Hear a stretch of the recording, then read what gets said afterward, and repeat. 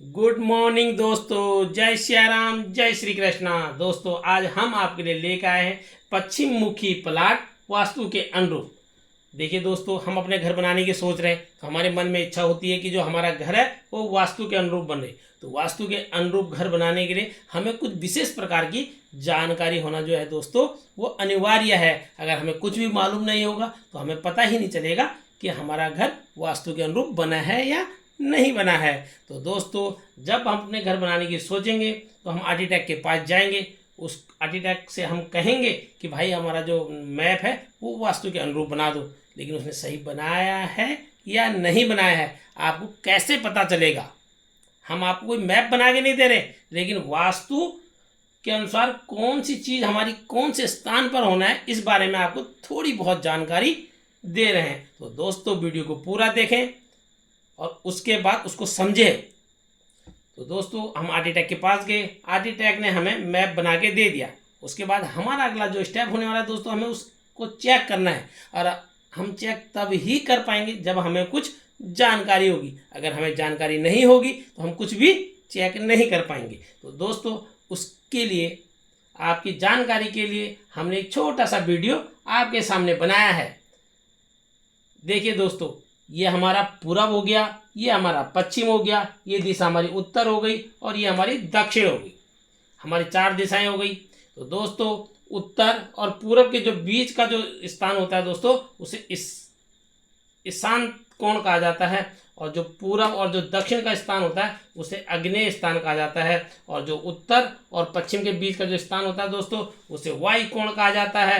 और पश्चिम और दक्षिण के जो बीच की जो जगह होती है उसे पृथ्वी कोण कहा जाता है। सबसे पहले हमें ये 4 कोण समझना बहुत ही जरूरी है। अगर हमें ये 4 कोणों का ज्ञान नहीं है तो हम कुछ भी चेक नहीं कर पाएंगे।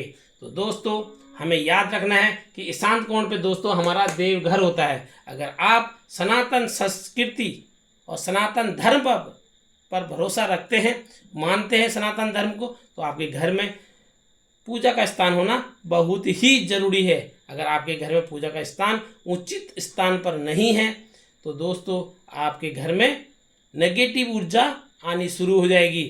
अगर आप चाहते हैं कि आपके घर में पॉजिटिव ऊर्जा आए तो दोस्तों सबसे पहले आपको पूजा का घर सही स्थान पर बनाना है। तो दोस्तों पूजा का घर जो होता है वो उत्तर और पूर्व के ईशान्त कोण में होता है। दोस्तों ये हमारा ईशान्य कोण है, यहाँ पर हमें पूजा का घर बनाना है। उसके जस्ट बगल में दोस्तों पूरब के सामने हम स्नान घर बना सकते हैं। हमें पूजा करने से पहले नहाने की आवश्यकता पड़ती है और नहाने के लिए दोस्तों हमें एक साफ सुथरा बाथरूम की आवश्यकता पड़ती है। तो उसके बगल में हमें केवल स्नान घर बनाना है। यहाँ पे हमें शौचालय नहीं बनाना है। ध्यान रखें दोस्तों, कंफ्यूज बिल्कुल नहीं होना है। यहाँ पर हमारा शौचालय नहीं बनना है, बट केवल हमारा स्नान घर बनना है। और स्नान घर के बगल में हमारा किचन बनना बहुत ही ज़रूरी है। होता क्या है दोस्तों, चाहे हम स्नान पूजा करने जाएं या हम खाना बनाने जाएं तो हमें एकदम अपने को स्वस्थ करके साफ सुथरा करके हमें पूजा करने जाना पड़ता है और खाना बनाने जाना पड़ता है। तो दोस्तों उसके जस्ट बगल में हमारा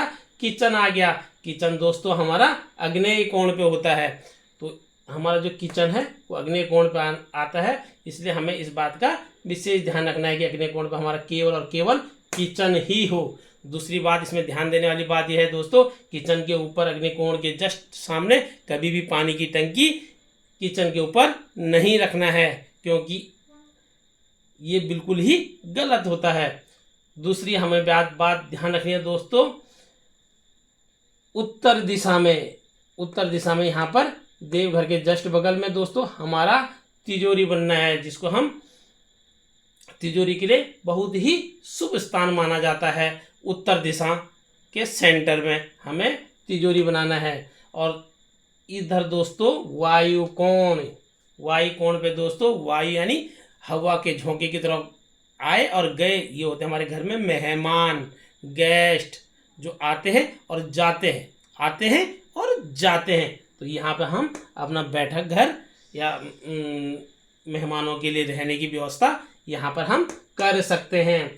दूसरा दोस्तों हमारा जो हेड ऑफ द फैमिली है, जो घर में बाहर से कमा के लाता है, जिसके कारण हमारा संपूर्ण घर चलता है, वो होता है शयन कक्ष। दोस्तों हमें पृथ्वी कोण के जस्ट बगल में दक्षिण के साइड को हमारा शयन कक्ष रहना है। ये दोस्तों हमारा अनिवार्य है, इसलिए यहाँ पर हम शयन कक्ष बना सकते हैं। और दक्षिण दिशा में हम शौचालय भी बना सकते हैं, जिसको हम संडास भी कहते हैं। तो दोस्तों यहाँ पर हमारा शयन कक्ष और अटैच लैट्रिन बाथरूम के साथ और संडास शौचालय इसके साथ हम बना सकते हैं। दूसरा दोस्तों, हमारा दक्षिण के कोण पे ही हम यहाँ पे संडास यहाँ पे भी बना सकते हैं। दोस्तों ध्यान रखें, यहाँ पे भी हम संडास बना सकते हैं। ये भी हमारा संडास यहाँ पे बन सकता है। दोस्तों ध्यान रखें, यहाँ पर भी हमारा शौचालय बना सकते हैं। यहाँ पे हम लिख देते हैं बाहर शौचालय, यहाँ पे हम शौचालय बना सकते हैं।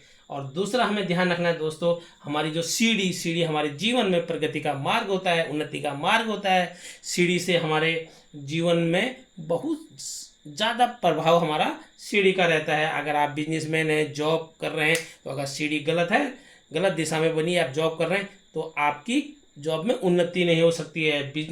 अगर आप बिजनेस कर रहे हैं, आपके घर में सीढ़ी गलत है, गलत दिशा में, तो आपके घर में व्यापार में लाभ आपको नहीं होगा, क्योंकि सीढ़ी प्रगति की ओर ले जाती है दोस्तों। इसलिए सीढ़ी का स्थान हमारा बहुत ही जरूरी और उत्तम होना चाहिए। उत्तम स्थान पर हमारी सीढ़ी होनी चाहिए। तो सीढ़ी दोस्तों हमेशा पूरब से पश्चिम और उत्तर से दक्षिण की ओर चलना चाहिए। इसलिए दोस्तों हमने सीढ़ी दे रखी है यहाँ पर पृथ्वी कोण के सामने पश्चिम और दक्षिण के बीच। तो दोस्तों ये देख पा रहे हैं, उत्तर से हम चढ़ रहे हैं किधर को, दक्षिण को। फिर यहाँ पे हमारा स्टॉप आ गया, इधर से फिर 7 फीट या 6 फीट या 5 फीट जो भी आप यहाँ पे चढ़ाएंगे, उसके बाद यहाँ से हम चढ़ेंगे दोस्तों पूरब से पश्चिम की ओर। तो दोस्तों जो हमारी सीढ़ी है क्लॉक वाइज चलनी है, एंटी क्लॉक वाइज बिल्कुल भी नहीं चलनी है। इस बात का आपको पूरा ध्यान रखना है दोस्तों।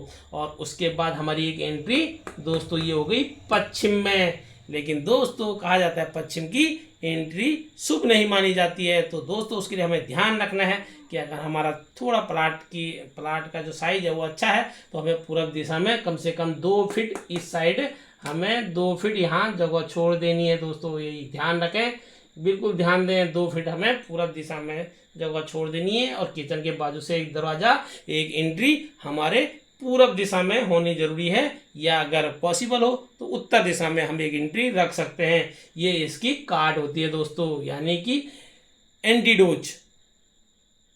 कहा जाता है कि अगर कोई दवाई हमें गलत दे दी गई है और उसके हमारे शरीर में रिएक्शन हो रहा है, तो उसका एंटीडोज दिया जाता है। इसी के लिए अगर पश्चिम दिशा में आपका डोर है, दरवाज़ा है, तो आपको एक दरवाज़ा पूरब दिशा में भी निकालना है। तो दोस्तों ये हमने पूरब दिशा में एक छोटा सा दरवाज़ा यहाँ पर दे रखा है, ध्यान दें। और एक दरवाज़ा हमारा इधर है, और ये हमारा कार पार्किंग हो गई। ये हमारी कार पार्किंग होगी दोस्तों। इसी तरीके से हमें इसका दोस्तों अगर आप वीडियो देख रहे हैं तो इसकी स्क्रीनशॉट ले लें वीडियो देखते हुए। जब भी आप अपना घर बनाने की सोचें तो इसके अनुरूप ही आपका घर बना होना चाहिए। आप इस प्रकार चेक कर सकते हैं कि हमारा ईशान कोण पे देवघर है या नहीं है, अग्नि कोण पे किचन है या नहीं है, दक्षिण दिशा में संडास है या नहीं है, शयन कक्ष हमारा कहाँ पर है, और हमारे कार पार्किंग कहाँ पे है। सीढ़ी दोस्तों, सीढ़ी का जो हमने बताया, जीना जो हमारा है वो हमारा उत्तर से दक्षिण और पूरब से पश्चिम की ओर चढ़ रहा है या नहीं चढ़ रहा है। तो दोस्तों ये हमने विशेषकर ध्यान रखना है। वायु कोण में हम बैठक बना सकते हैं। तिजोरी दोस्तों हम इधर जो बना रहे हैं, इधर उत्तर दिशा में तिजोरी बनना शुभ होता है। हमारे घर में जो भी थोड़ा बहुत पैसा होता है, जो हम घर चलाने के लिए घर पे थोड़ा बहुत पैसा रखते हैं, जेवर रखते हैं, तो उसको जो तिजोरी होती है वो हमें उत्तर दिशा में रखना है दोस्तों, वो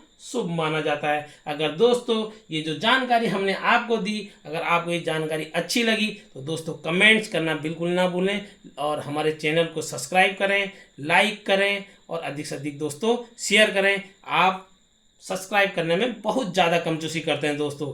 आपको बिल्कुल भी सब्सक्राइब करने के लिए बिल्कुल कंजूसी नहीं करनी है। अगर आप इस तरीके की वीडियो और देखना चाहते हैं, और चाहते हैं कि हमारे पास जो 15 से 20 साल का जो भी हमारे पास अनुभव है बिल्डिंग बनाने का, उसके अकॉर्डिंग आप तक वो जानकारी हम पहुंचाएं, और आपका और हमारा ज्ञान अगर हमारा दिया हुआ ज्ञान अगर आपके कहीं पे काम आ रहा है तो दोस्तों ज़रूर हमारे चैनल को सब्सक्राइब करें और अधिक से अधिक शेयर करें। धन्यवाद। जय सिया राम, जय श्री कृष्णा।